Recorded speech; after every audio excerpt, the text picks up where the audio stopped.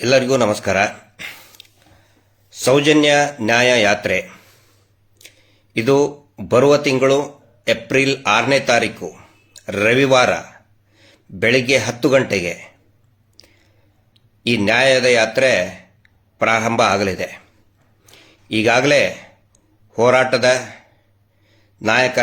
ನಮ್ಮೆಲ್ಲ ನಾಯಕರಾದಂಥ ಮಹೇಶ್ ಶೆಟ್ಟಿ ತಿಮರೋಡಿ ಅವರು ಮತ್ತು ಸೌಜನ್ಯರ ತಾಯಿ ಕುಸುಮಾವತಿ ಅಕ್ಕನವರು ಕರೆ ಕೊಟ್ಟಿದ್ದಾರೆ. ಇವತ್ತು ಸಾಯಂಕಾಲ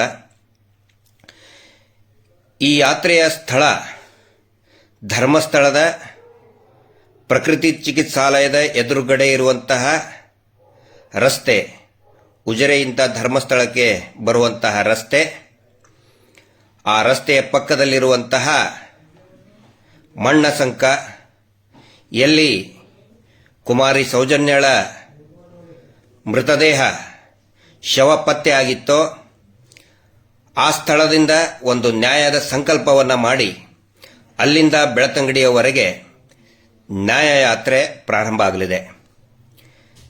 ದಯವಿಟ್ಟು ಈ ಯಾತ್ರೆಯಲ್ಲಿ ಈ ರಾಜ್ಯದ ಎಲ್ಲ ಚಿಂತಕರು, ಎಲ್ಲ ಸಮಾಜದ ಪ್ರಮುಖರು, ಎಲ್ಲ ಸಂಘಟನೆಗಳು, ಎಲ್ಲ ವಿಚಾರ, ಎಲ್ಲ ಪಂಥದ ಜನಸಾಮಾನ್ಯರು ಇದರಲ್ಲಿ ಬರಬೇಕು ಅಂತ ನಾವು ವಿನಂತಿ ಮಾಡಿಕೊಳ್ತಾ ಇದ್ದೇನೆ. ಯಾವುದೇ ಧರ್ಮ, ಯಾವುದೇ ಪಂಥ, ಜಾತಿಯ ಭೇದ ಭಾವ ಇಲ್ಲದೆ ಪ್ರತಿಯೊಬ್ಬರೂ ಕೂಡ, ವಿಶೇಷವಾಗಿ ಜನಸಾಮಾನ್ಯರು ಇದರಲ್ಲಿ ಭಾಗಿಯಾಗಬೇಕು ಅಂತ ಹೇಳಿ ನಾವು ವಿನಂತಿ ಮಾಡಿಕೊಳ್ತಾ ಇದ್ದೀವಿ. ಇದು ಜನಸಾಮಾನ್ಯರ ಹೋರಾಟ. ಹೀಗಾಗಿ ಅತಿ ಹೆಚ್ಚು ಸಂಖ್ಯೆಯಲ್ಲಿ ಇವತ್ತು ರಾಜ್ಯಾದ್ಯಂತ ಅನೇಕ ಜನಸಾಮಾನ್ಯರು ಕರೆ ಮಾಡ್ತಾ ಇದ್ದಾರೆ. ಯಾವುದೇ ಹೋರಾಟ ಹಮ್ಮಿಕೊಂಡ್ರೂ ಕೂಡ ನಿಮ್ಮೊಟ್ಟಿಗೆ ನಾವು ಬರ್ತೀವಿ, ಸೌಜನ್ಯಳ ನ್ಯಾಯಕ್ಕೋಸ್ಕರ ನಾವು ಆಗ್ರಹ ಮಾಡ್ತೀವಿ ಅಂತೇಳಿ ಅನೇಕ ದಿನಗಳಿಂದ ಆಗ್ರಹ ಮಾಡ್ತಾ ಇದ್ರು, ವಿನಂತಿ ಮಾಡ್ತಾ ಇದ್ರು. ಹೀಗಾಗಿ ಎಲ್ಲ ಜನಸಾಮಾನ್ಯರು ಕೂಡ ಈ ಒಂದು ನ್ಯಾಯ ಯಾತ್ರೆಯಲ್ಲಿ ಬರಬೇಕು ಅಂತ ನಾನು ವಿನಂತಿ ಮಾಡ್ಕೊಳ್ತಾ ಇದ್ದೇನೆ. ಈಗಾಗಲೇ ಅನೇಕ ಹಿಂದೂ ಪರ ಸಂಘಟನೆಗಳು, ಮಹೇಶ್ ಶೆಟ್ಟಿ ತಿಮರೋಡಿ ಅವರ ರಾಷ್ಟ್ರೀಯ ಹಿಂದೂ ಜಾಗರಣ ವೇದಿಕೆ ಇರಬಹುದು, ಪ್ರಜಾಪ್ರಭುತ್ವ ವೇದಿಕೆ ಇರಬಹುದು, ನಿರಂತರವಾಗಿ ಹೋರಾಟ ಮಾಡ್ತಾನೆ ಬಂದಿದೆ 13 ವರ್ಷಗಳಿಂದ. ಈಗ ಕಳೆದ ಒಂದು ತಿಂಗಳಿನಿಂದ ಎಲ್ಲ ಪಂಥದ, ವಿಶೇಷವಾಗಿ ಪ್ರಗತಿಪರರಿರಬಹುದು, ಎಡಪಂಥೀಯರಿರಬಹುದು, ಬಲಪಂಥೀಯರಿರಬಹುದು, ಈ ಹಿಂದೆನೂ ಕೂಡ ಎಡಪಂಥೀಯರು, ಬಲಪಂಥೀಯರು ಒಗ್ಗಟ್ಟಾಗಿ ಅನೇಕ ಹೋರಾಟಗಳನ್ನು ಸೌಜನ್ಯದ ನ್ಯಾಯದ ಪರವಾಗಿ ಕಳೆದ 13 ವರ್ಷದಿಂದ ಈ ಹೋರಾಟದಲ್ಲಿ ಭಾಗಿಯಾಗಿದ್ದಾರೆ. ಈ ಹೋರಾಟವನ್ನು ಜೀವಂತವಾಗಿಟ್ಟಿದ್ದಾರೆ. ಈಗ ರೈತ ಸಂಘಟನೆಗಳು ಕೂಡ ಈ ಹೋರಾಟಕ್ಕೆ ಚಾಲನೆಯನ್ನು ಕೊಡ್ತಾ ಇದ್ದಾರೆ. ವಿಶೇಷವಾಗಿ ಪ್ರೊಫೆಸರ್ ನಂಜುಂಡಸ್ವಾಮಿ ಅವರ ಪಚ್ಚೆ ನಂಜುಂಡಸ್ವಾಮಿ ಅವರು, ಅವರ ಪುತ್ರ ಆದಂಥ ಪಚ್ಚೆ ನಂಜುಂಡಸ್ವಾಮಿ ಅವರು ಕೂಡ ಮತ್ತು ಆ ರೈತ ಸಂಘಟನೆಗಳೆಲ್ಲವೂ ಕೂಡ ಹೋರಾಟಕ್ಕೆ ಒಂದು ಕರೆಯನ್ನು ಕೊಟ್ಟಿದ್ದಾರೆ. ಅವರಿಗೆ ನಾವು ವಿಶೇಷವಾಗಿ ಧನ್ಯವಾದಗಳನ್ನು ಹೇಳ್ತೇವೆ. ಫ್ರೀಡಂ ಪಾರ್ಕ್ನಲ್ಲಿ ಮತ್ತು ರಾಜ್ಯದ ವಿವಿಧೆಡೆ ಅನೇಕ ಕನ್ನಡ ಪರ ಸಂಘಟನೆಗಳು ಕೂಡ ಈಗ ಹೋರಾಟದ ಮುಂಚೂಣಿಯಲ್ಲಿದೆ ಮತ್ತು ಬೇರೆ ಬೇರೆ ಪಂಥದ ನಾಯಕರುಗಳು ಕೂಡ ಕರೆಯನ್ನು ಕೊಡ್ತಾ ಇದ್ದಾರೆ. ಪ್ರತಿಯೊಬ್ಬರಿಗೂ ಕೂಡ ನಾವು ಧನ್ಯವಾದಗಳನ್ನು ಹೇಳ್ತೇವೆ.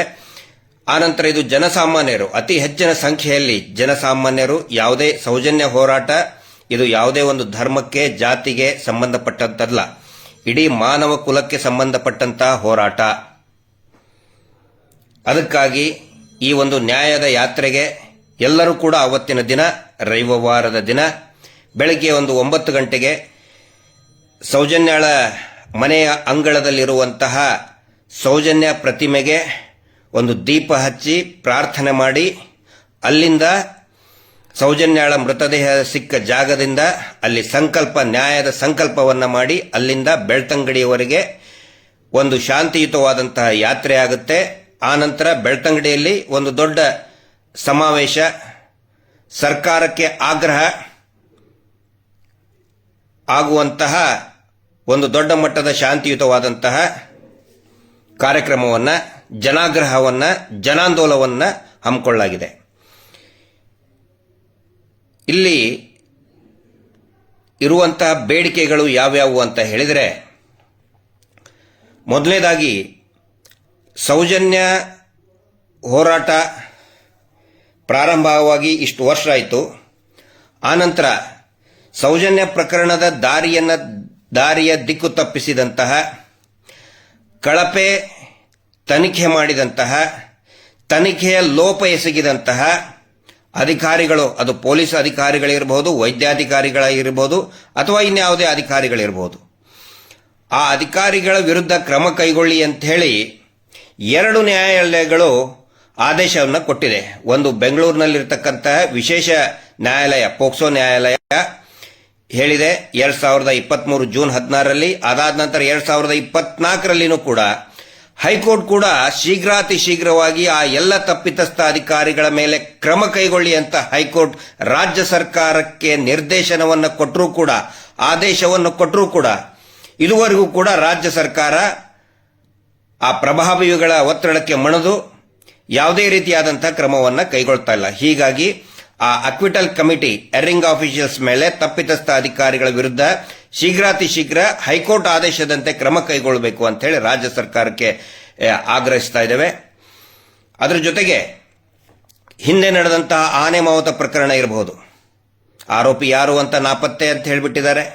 ಅದಕ್ಕಿಂತ ನಡೆದಂತಹ ಪದ್ಮಲತಾ ಪ್ರಕರಣ ಇರಬಹುದು, ಅವಾಗ ಪ್ರಭಾವಿ ಆ ಅತ್ಯಾಚಾರಿಗಳ ಹೆಸರು ಹೇಳಿ FIR ಆದರೂ ಕೂಡ ಅದನ್ನು ಪ್ರಭಾವ ಬಳಸಿ ಸ್ಕ್ವಾಶ್ ಮಾಡಿಸ್ಕೊಂಡು ಬಂದರು. ಆದರೂ ಕೂಡ ಅದರದ ಆರೋಪಿಗಳು ಸಿಕ್ಕಿಲ್ಲ, ರಿಪೋರ್ಟ್ ಕೊಟ್ಟರು. ಅದಕ್ಕಿಂತ ಹಿಂದೆ ವೇದವಲ್ಲಿ ಪ್ರಕರಣದಲ್ಲಿನೂ ಕೂಡ ಅತ್ಯಾಚಾರಿಗಳು ಯಾರು ಅಂತ ಗೊತ್ತಿದ್ರೂ ಕೂಡ ಆರೋಪಿ ನಾಪತ್ತೆ ಅಂತ ಬರೆದರು.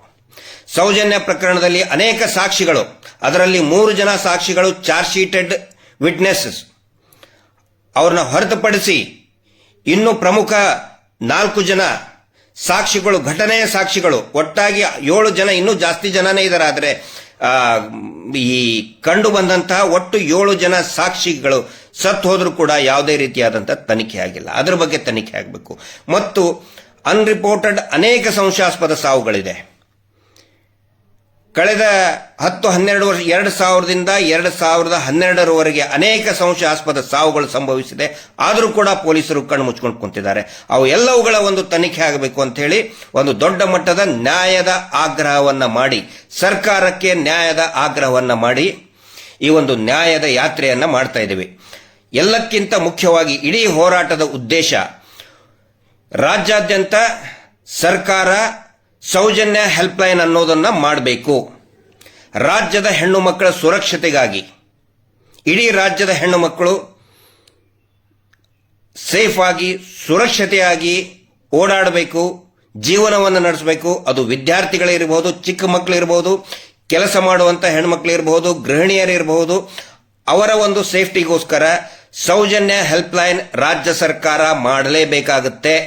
ಮಾಡಲೇಬೇಕು. ಸೌಜನ್ಯ ಹೆಲ್ಪ್ಲೈನ್ ಮಾಡಬೇಕು ಅನ್ನುವಂತಹ ಒಂದು ಆಗ್ರಹವನ್ನಿಟ್ಟು ಈ ನ್ಯಾಯದ ಯಾತ್ರೆ ಪ್ರಾರಂಭ ಆಗ್ತಾ ಇದೆ. ಹೀಗಾಗಿ ಅತಿ ಹೆಚ್ಚು ಸಂಖ್ಯೆಯಲ್ಲಿ ತಾವೆಲ್ಲರೂ ಕೂಡ ಇದರಲ್ಲಿ ಭಾಗಿಯಾಗಬೇಕು. ವಿದ್ಯಾರ್ಥಿಗಳಿರಬಹುದು, ಯಾರೇ ಆಗಿರಬಹುದು, ಯಾರು ಹೆಣ್ಣು ಮಕ್ಕಳನ್ನು ನಾವು ಪ್ರೀತಿಸ್ತೇವೆ, ಅದು ತಾಯಿ ಆಗಿರಬಹುದು, ತಂಗಿ ಆಗಿರಬಹುದು, ಹೆಂಡತಿ ಇರಬಹುದು, ಮಗಳಾಗಿರಬಹುದು, ಯಾರೇ ಆಗಿರಬಹುದು, ಪ್ರತಿಯೊಬ್ಬರೂ ಕೂಡ ಈ ಹೋರಾಟಕ್ಕೆ ನೇರವಾಗಿ ಭಾಗಿಯಾಗಿ ಅಥವಾ ಬೆಂಬಲಿಸಿ ಸಹಕಾರವನ್ನು ಕೊಡಬೇಕು ಅಂತ ವಿನಂತಿ ಮಾಡ್ಕೊತಾ ಇದ್ದೇನೆ. ಈ ಒಂದು ನಮ್ಮ ನ್ಯಾಯದ ಯಾತ್ರೆಗೆ ಅತಿ ಹೆಚ್ಚು ರಾಜ್ಯದಲ್ಲಿರುವಂತಹ ಎಲ್ಲ ಯೂಟ್ಯೂಬರ್ಗಳಿಗೆ ನಾವು ಮುಕ್ತವಾದಂತಹ ಆಹ್ವಾನವನ್ನು ಕೊಡ್ತಾ ಇದ್ದೇವೆ. ಯಾಕಂತ ಹೇಳಿದ್ರೆ ಇಡೀ ಹೋರಾಟವನ್ನ ನಿರಂತರವಾಗಿ ಹೋರಾಟಕ್ಕೆ ಒಂದು ಬೆಂಬಲಕ್ಕೆ ನಿಂತ್ಕೊಂಡಂಥದ್ದು ಈ ರಾಜ್ಯದ ಅನೇಕ ಯೂಟ್ಯೂಬರ್ಗಳು. ದಯವಿಟ್ಟು ತಾವು ಎಲ್ಲ ಯೂಟ್ಯೂಬರ್ಗಳು ಬರಬೇಕು. ಬೇರೆ ಬೇರೆ ದೊಡ್ಡ ದೊಡ್ಡ ಎಲ್ಲ ಚಾನೆಲ್ಗಳಿಗೂ ಕೂಡ, ಎಲ್ಲ ಮಾಧ್ಯಮಗಳಿಗೂ ಕೂಡ ನಾವು ಆಹ್ವಾನವನ್ನು ಕೊಡ್ತೇವೆ. ಬರೋದು ಬಿಡೋದು, ಅವರ ಪ್ರಸಾರ ಮಾಡೋದು ಅವರ ಆತ್ಮಸಾಕ್ಷಿಗೆ ಬಿಟ್ಟಿದ್ದು. ಆದರೆ ಯೂಟ್ಯೂಬರ್ಗಳು ನಿರಂತರವಾಗಿ ಹೋರಾಟದ ಬೆನ್ನೆಲುಬಾಗಿ ನಿಂತಿದ್ದಾರೆ. ಯೂಟ್ಯೂಬರ್ಗಳಿರ್ಬೋದು, ಪೇಜ್ ಫೇಸ್ಬುಕ್ ಆಗಲಿ, ಇನ್ಸ್ಟಾಗ್ರಾಮ್ ಇರ್ಬೋದು, ಬೇರೆ ಬೇರೆ ಸಾಮಾಜಿಕ ಜಾಲತಾಣಗಳ ಪೇಜ್ ರೈಟರ್ಸ್ ಇರ್ಬೋದು, ಅವರೆಲ್ಲರಿಗೂ ಕೂಡ ನಾವು ಆಹ್ವಾನವನ್ನು ಕೊಡ್ತಾ ಇದ್ದೀವಿ. ಎಲ್ಲರೂ ಕೂಡ ದಯವಿಟ್ಟು ಬನ್ನಿ. ಈ ಹೋರಾಟಕ್ಕೆ ಒಂದು ಹೆಚ್ಚಿನ ಶಕ್ತಿಯನ್ನು ತುಂಬಿ. ಇದು ಜನಸಾಮಾನ್ಯರ ಹೋರಾಟ, ಜನಸಾಮಾನ್ಯರ ಆಗ್ರಹ. ಎಲ್ಲ ವಿಐಪಿಗಳು ಒಂದು ಕಡೆ ಆದರೆ ಜನಸಾಮಾನ್ಯರು ನಾವು ಒಂದಾಗಬೇಕು. ಮಲಗಿದಂತಹ ಸರ್ಕಾರಕ್ಕೆ ನಾವು ಬಡಿದೆಬ್ಬಿಸಬೇಕು. ಶಾಂತಿಯುತವಾಗಿ ನಾವು ಹೋರಾಟವನ್ನು ಮಾಡಲೇಬೇಕು. ನ್ಯಾಯಾಂಗ ವ್ಯವಸ್ಥೆಯನ್ನು ಕೂಡ ನಾವು ಎಚ್ಚರಿಸಲೇಬೇಕು. ಆ ಒಂದು ಪ್ರಯತ್ನವನ್ನು ಶಾಂತಿಯುತವಾಗಿ ಕಾನೂನಿನ ಸುಪರ್ದಿಯಲ್ಲೇ ಈ ಒಂದು ಹೋರಾಟವನ್ನು ಮಾಡೋಣ. ನೆನಪಿಟ್ಕೊಳ್ಳಿ, ಏಪ್ರಿಲ್ 6ನೇ ತಾರೀಕು ರವಿವಾರ ಧರ್ಮಸ್ಥಳದ ಮಣ್ಣು ಸಂಕ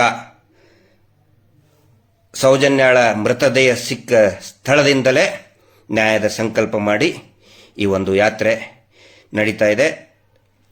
ದಯವಿಟ್ಟು ಪ್ರತಿಯೊಬ್ಬರು ಕೂಡ ಈ ಹೋರಾಟದಲ್ಲಿ ಭಾಗವಹಿಸಿ ಅಥವಾ ಸಹಕರಿಸಿ ಅಂತ ವಿನಂತಿ ಮಾಡ್ಕೊಳ್ತಾ ಇದ್ದೇನೆ. Justice for Soujanya. ನಮಸ್ತೆ.